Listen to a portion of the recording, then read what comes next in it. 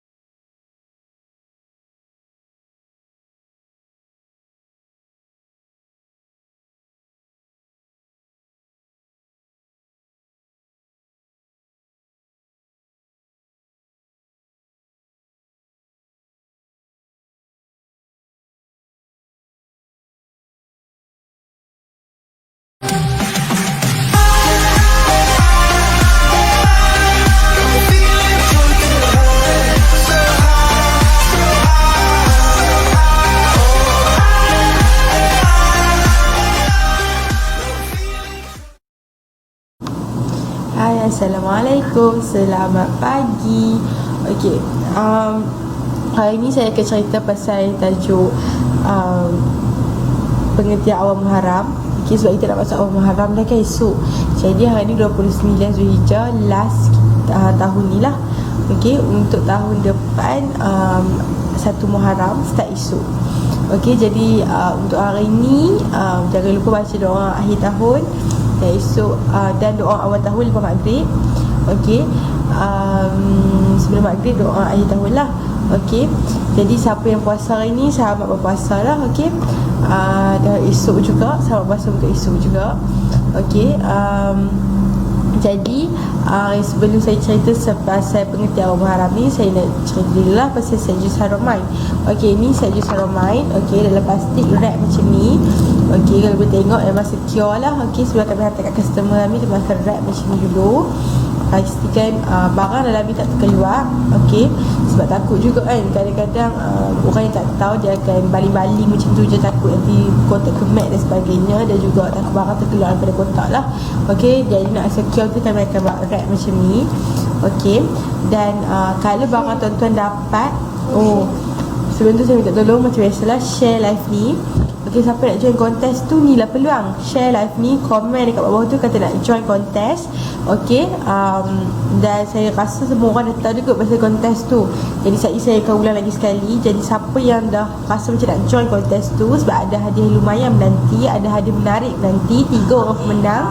Jadi siapa nak join kontes tu, ni lah masa dia, share live ke 10 group ataupun 10 orang kawan. Lepas tu komen bawah tu dan boleh sertai peraduan kami lah buat ayat lepas tu. Okey, okey, jadi macam ni, saya sambung balik lah saya punya cerita tadi. Okey, ni dia punya set jus Haramain lah. Okey, jadi siapa yang customer yang dapat set jus Haramain ni dalam keadaan yang tak elok, maksudnya tiba-tiba cap terbuka ke ataupun sebagainya, okey, minyak tiba-tiba bocor ke, botol minyak bocor ke, botol jus bocor ke sebagainya, bagi tahu kami balik, respon dengan secepat yang mungkin, sebab kami boleh gantikan balik kepada tuan-tuan lah. Sebab jangan try minum. Okey, kalau dah nampak cap terbuka, jus berbuih ataupun sebagainya, bocor ke, jangan minum lah, bagi tahu kami supaya kami boleh ganti balik lah kepada tuan-tuan. Okey, selama saya tak cakap pasal kaset set jus Haramain ni, dalam ni ada 44 jenis herba yang terpilih. Okey, antara bahan-bahan ataupun herba yang ada dalam ni adalah air bertapis, air tapis tadi biasalah. Okey, tongkat ali, ubi jaga, lancang besi, lancang tembaga dan daun pegaga. Dan setiap satu jenis herba ni ada dia punya khasiat dia sendirilah. Okey, banyak khasiat dia. Contohnya macam tongkat ali untuk beri tenaga, ubi jaga untuk mengelakkan peredaran darah dalam badan. Okey, untuk kuatkan antibody pun ada juga. Okey, untuk melancarkan peredaran darah pun ada juga. Macam-macam khasiat dia, 1001 khasiat ada dalam set jus ni.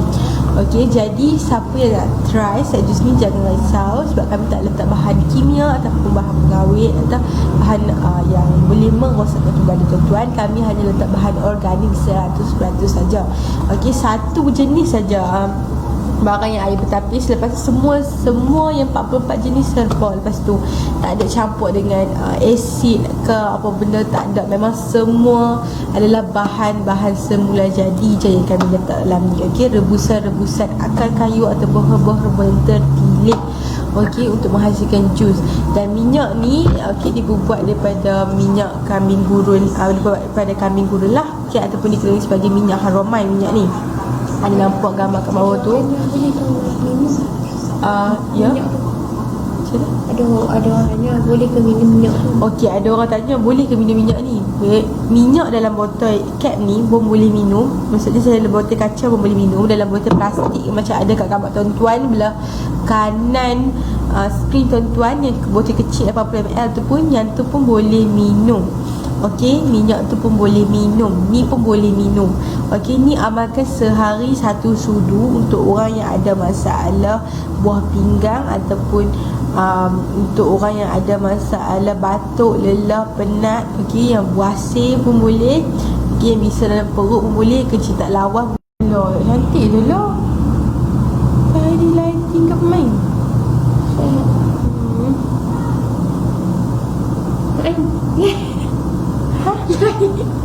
Ya Allah. Ya Allah, sambung. Allah Akbar. Lah aku dekat pot ni. Sorry. Sama, ada lighting tak? Okay, sorry tadi light terputus sebab bateri habis, bateri tak habis. Okay, jadi saya sambung lah. Okey, saya cakap okey, minyak haromain. Okey, biasa minyak haromain tadi. Okey, orang yang ada masalah misalnya tadi batuk, lelah, asma sebagainya kan. Okey, minum sehari 1 sudu. Okey. Dan orang yang ada orang yang sakit, contoh macam sakit badan, lengah-lengah badan, okey, lumpur, patah kaki, kebal terseliuh, lengah-lengah macam saya cakap tadi lah, dan sebagainya, boleh sapu dekat bahagian yang sakit tu lah. Dan untuk orang yang ada masalah ketagihan ketum, okey, ataupun ketagihan yang memang ambil seks jus haromain ni, okey, ni kena ambil dalam dia memang ada minyak. Okey, minyak ni dengan minyak ni adalah sama sahaja. Okey, maksudnya minyak dalam ni dan minyak dalam ni yang sama dengan ni boleh minum juga. Orang kena minum untuk orang yang ada masalah ketagihan ketum radang koron, yang ambil seks jus ni, merokok ke apa, memang kena minum lah. Minyak ada dalam ni. Okey, sebab ada setengah customer kami tanya, okey, nak ambil jus je boleh tak, sebab dah nak hilang. Okey, dah minum set jus haromain, ambil satu set, dah rasa macam dah okey, tapi rasa macam tak betul-betul okey lagi, nak ambil lagi satu set.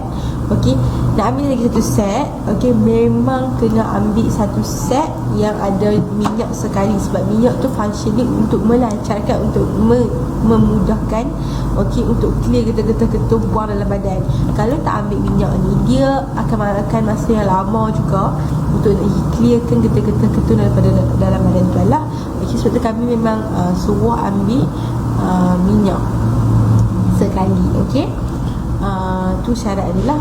Okey, memang kami tak jual loose untuk minyak untuk jus. Okey, kami hanya jual loose untuk minyak sahaja. Okey, jadi yang itulah saya boleh cakap. Okey, saya akan teruskan dengan cerita saya daripada hari ni lah. Tajuk saya itu pengertian awal Muharram. Okey, awal Muharram ataupun Ma'ah Hijrah saya sebut adalah satu hari penting bagi umat Islam, sebab ia menandakan peristiwa yang berlaku pada Rasulullah SAW dalam sejarah Islam, iaitu memperingati peristiwa penghijrahan Nabi Muhammad SAW dari kota Mekah ke kota Madinah pada tahun 622 Masihi.